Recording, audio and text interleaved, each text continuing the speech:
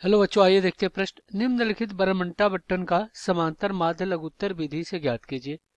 प्राप्तांक और विद्यार्थियों की संख्या दिया गया। प्राप्तांक 10 से 20 में विद्यार्थियों की संख्या 6 है, 20 से 30 में 8 है, 30 से 40 में 13 है, 40 से 50 में 7 और 50 से 60 में यहाँ पे 4, 60 से 70 में 2। तो चलिए इसको हल करते हैं। सबसे पहले हमें क्या करना है, मुख्य अवधारणा लिखना है। यहाँ पे मुख्य अवधारणा, तो इसमें कह रहा है कि लघुत्तर विधि से हमें क्या करना है, इसका समांतर माध्य ज्ञात करना है। तो यहाँ पे लघुत्तर विधि क्या होता है, इसको लिख लेते हैं।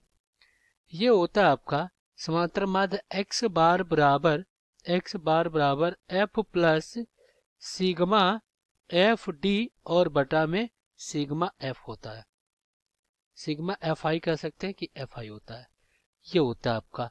अब यहाँ पे ए क्या होता है, ए आपका होता है काल्पनिक माध्य। काल्पित माध्य ये ए होता है। और डी आपका क्या होता है, विचलन होता है, विचलन। और फिर डी हम कैसे ज्ञात करते हैं, डी ज्ञात करते हैं एक्स आई माइनस ए से।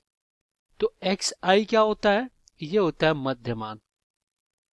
मध्यमान ये आपका एक्स आई होता है मध्यमान। ये होता है उच्च सीमा, उच्च सीमा और प्लस निम्न सीमा।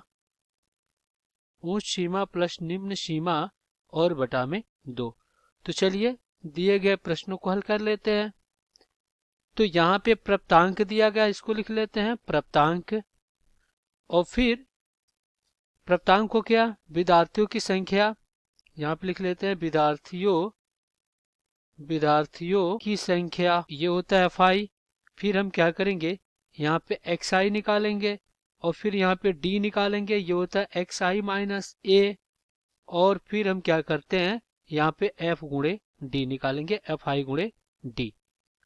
अब चलिए यहाँ पे रखते हैं प्राप्तांक 10 से 20, जिसमें विद्यार्थियों की संख्या कितनी है, 6 है। और 20 से 30 जिसमें विद्यार्थियों की संख्या कितनी है, 8 है। 30 से 40 जिसमें विद्यार्थियों की संख्या 13 है। 40 से 50 जिसमें विद्यार्थियों की संख्या कितनी है, 7 है। 50 से 60 जिसमें विद्यार्थियों की संख्या 4 है। और 60 से 70 जिसमें विद्यार्थियों की संख्या कितनी है, 2 है। अब यहाँ पे एक्स आई देखते हैं। देखिए ये क्या हो जाएगा, उच्च सीमा प्लस निम्न सीमा, यानी उच्च सीमा कितना 20 प्लस निम्न सीमा 10 और बटा में 2। तो यहाँ पे ये 15 आ गया। तो ये आपका 15 हो गया।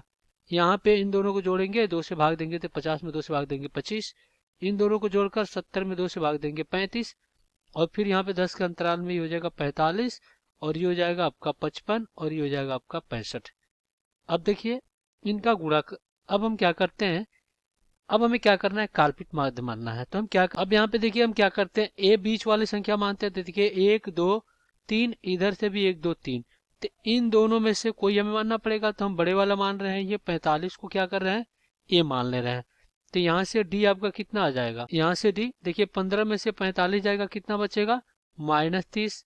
इधर यहाँ पे -20 हो जाएगा, इधर घटाएंगे तो -10, ये 0 हो गया।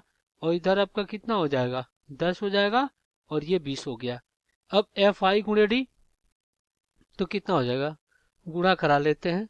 देखिए 6 गुणे -30 तो कितना हो जाएगा, -180। और यहाँ पे 8 दूना 16 तो -160, ये हो गया। तो यहाँ पे 4 से गुणा करेंगे तो 10 में 4 चौको 10 चौको 40 हो जाएगा।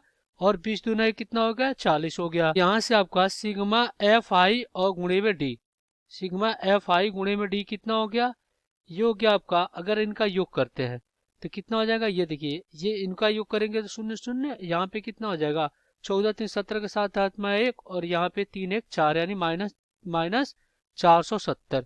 तो यहाँ पे हो जाएगा -470 और प्लस कितना हो जाएगा, ये हो जाएगा आपका 80। यहाँ पे 40 40 कितना हो जाएगा, 80 हो जाएगा।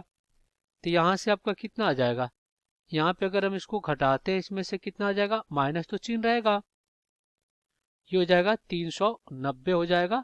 ये हमें क्या मिल गया, सिग्मा एफ आई गुणे डी हो गया। अब यहाँ पे यदि सिग्मा एफ आई कितना आ जाएगा, अब अगर हम इनका योग करते हैं तो कितना हो जाएगा, 40। तो ये हो गया आपके पास 40, ये 40 हो गया। तो x बार बराबर क्या हो जाएगा, ए प्लस सिग्मा एफ आई गुणे में डी सिग्मा एफ आई। तो इस प्रकार x बार बराबर कितना हो जाएगा, ये हो जाएगा आपका, ये हो जाएगा ये 45 है, और प्लस माइनस माइनस 390 और बटा में कितना 40। तो ये शून्य से शून्य कट गया। यहाँ से विभाजित करते हैं, देखिए 4 9 36, और फिर यहाँ पे कितना बचेगा, यहाँ पे आपका 3, तो 4 सत्ते 28, और फिर यहाँ पे कितना बचा, 2 4 पचे 20। तो यहाँ से x बार बार कितना आ गया 45 और माइनस 9.75। तो इस प्रकार जब घटाएंगे इसको तो कितना बचेगा, यहाँ पे जो x बार आएगा वो कितना आ जाएगा 35.25। तो यही आपका क्या हो जाएगा, उत्तर हो जाएगा। अब तो बच्चों ये प्रश्न आपको समझ में आया होगा।